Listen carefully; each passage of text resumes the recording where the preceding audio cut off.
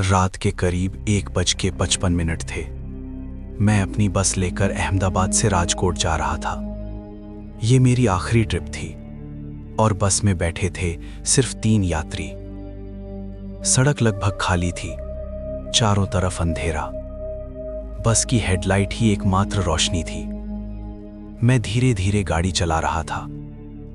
तभी अचानक बस के पीछे से घंटी बजी। टिंग टिंग। मैं चौंक गया, क्योंकि ये वही घंटी थी जो पैसेंजर स्टॉप के लिए बजाते हैं। मैंने शीशे में पीछे देखा, लेकिन कोई खड़ा नहीं था। तीनों यात्री अपनी अपनी सीट पर बैठे थे। मैंने सोचा शायद गलती से बच गई होगी और बस आगे बढ़ा दी। कुछ मिनट बाद फिर वही आवाज, टिंग टिंग। इस बार थोड़ी तेज। मैंने तुरंत ब्रेक लगाया। बस धीरे धीरे रुक गई। मैं उठा और पीछे जाकर देखा, लेकिन इस बार बस पूरी खाली थी। मेरे पैरों तले जमीन खिसक गई, क्योंकि अभी कुछ मिनट पहले ही 3 लोग बैठे थे। मैंने पूरी बस चेक की, हर सीट, हर कोना, लेकिन कोई नहीं था। मेरे हाथ कांपने लगे। मैं तुरंत ड्राइवर सीट पर वापस आया और बस स्टार्ट करने लगा। तभी मेरे पीछे से आवाज आई, रुक क्यों गए? मेरी सांस रुक गई, क्योंकि वो आवाज बस के अंदर से आई थी और बस में कोई था ही नहीं। मैंने धीरे धीरे शीशे में देखा और जो मैंने देखा, मेरे होश उड़ गए। पीछे आखिरी सीट पर एक आदमी बैठा था, सफेद कपड़े, चेहरा झुका हुआ, और वो धीरे धीरे मेरी तरफ देख रहा था। मेरे हाथ स्टीयरिंग पर जम गए। मैंने डरते हुए पूछा, तुम कब बैठे? वो धीरे धीरे मुस्कुराया और बोला, मैं तो शुरू से यहीं था।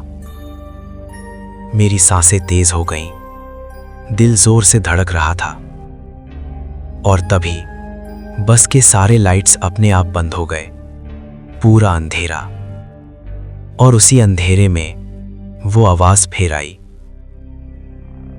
चलाओ, मुझे घर जाना है। बस के अंदर पूरा अंधेरा था। मेरे हाथ स्टीयरिंग पर जमे हुए थे। सांसें इतनी तेज चल रही थीं कि मुझे खुद अपनी आवाज सुनाई दे रही थी। धक धक धक। मैंने हिम्मत करके फिर से पीछे देखने की कोशिश की, लेकिन अंधेरे में कुछ साफ दिखाई नहीं दे रहा था। तभी अचानक बस की लाइट अपने आप फिर से जल गई और जैसे ही रोशनी आई, मैंने देखा वो आदमी अब आखिरी सीट पर नहीं था। मेरे दिल की धड़कन रुक सी गई। मैंने पूरी बस में नजर दौड़ाई, वो कहीं भी नहीं था। मैंने तुरंत बस स्टार्ट की और आगे बढ़ने लगा। अब मैं सिर्फ एक ही चीज चाहता था, जितनी जल्दी हो सके इस रास्ते से निकल जाऊं। कुछ सेकंड तक सब शांत रहा। फिर अचानक मेरे कान के बिल्कुल पास से आवाज आई, इतनी जल्दी क्या है? मेरे हाथ सुन्न पड़ गए। मैंने धीरे धीरे बगल में देखा और मेरी चीख निकल गई, क्योंकि वो आदमी अब मेरी बगल वाली सीट पर बैठा था। उसका चेहरा अब साफ दिख रहा था, सफेद, बिल्कुल फीका, आंखें गहरी काली और होठों पर हल्की सी मुस्कान, जैसे वो मुझे देखकर खुश हो रहा हो। मैंने डरते हुए पूछा, तुम कौन हो? कुछ सेकंड की खामोशी। फिर उसने धीरे धीरे कहा, मैं भी एक यात्री था। मेरी सांस रुक गई। मैंने पूछा, मतलब? वो धीरे धीरे खिड़की की तरफ देखने लगा और बोला, कई साल पहले मैं भी इसी बस में बैठा था, लेकिन मैं अपने घर नहीं पहुंच पाया। मेरे हाथ कांपने लगे। मैंने डरते हुए पूछा, क्यों? वो धीरे धीरे मेरी तरफ मुड़ा और बोला, क्योंकि उस रात इस बस का एक्सीडेंट हुआ था। मेरे पूरे शरीर में झटका लगा, क्योंकि मुझे अचानक याद आया, कुछ साल पहले इसी हाईवे पर एक बस का भयानक हादसा हुआ था और उसमें कई लोग अपनी जान गंवा बैठे थे। मैंने डरते हुए पूछा, तुम उनमें से हो? वो हल्का सा मुस्कुराया और बोला, हाँ। मेरी हालत खराब हो चुकी थी। मैंने तुरंत ब्रेक दबाया, लेकिन ब्रेक काम नहीं कर रहे थे। बस अपने आप तेज होती जा रही थी। स्पीड 60, 70, 80। मैं चिल्लाया, रुक जा, रुक जा, लेकिन बस मेरी बात नहीं मान रही थी। तभी अचानक सामने वही जगह आ गई जहां सालों पहले हादसा हुआ था। टूटी हुई रेलिंग, मुड़ा हुआ साइन बोर्ड और सड़क पर अब भी कुछ पुराने निशान दिख रहे थे। मेरे हाथ कांपने लगे और तभी वो धीरे से बोला, यहीं सब खत्म हुआ था। मैंने डर के मारे उसकी तरफ देखा और इस बार उसका चेहरा पूरी तरह बदल चुका था। आधा चेहरा कुचला हुआ, आंखें बाहर निकली हुईं और शरीर पर गहरे जख्म के निशान। मैं जोर से चिल्लाया, मुझे छोड़ दो। वो धीरे धीरे मेरे करीब आया और बोला, अब तुम हमें छोड़कर नहीं जा सकते। अचानक बस अपने आप उस जगह की तरफ मुड़ने लगी जहां नीचे गहरी खाई थी। मेरी सांस रुक गई। मैं पूरी ताकत से स्टीयरिंग पकड़कर बैठा था, लेकिन बस खुद ब खुद आगे बढ़ रही थी। और तभी पीछे से अचानक कई आवाजें एक साथ आने लगीं। हमें भी घर जाना है। मैंने डर के मारे पीछे देखा और जो मैंने देखा वो मेरी जिंदगी की सबसे डरावनी चीज थी, क्योंकि अब बस में सिर्फ एक नहीं बल्कि कई लोग बैठे थे। उसका हाथ अभी भी मेरे हाथ पर था, बर्फ जैसा ठंडा। मेरी उंगलियां सुन्न पड़ चुकी थीं। मैं चाहकर भी हाथ नहीं हटा पा रहा था।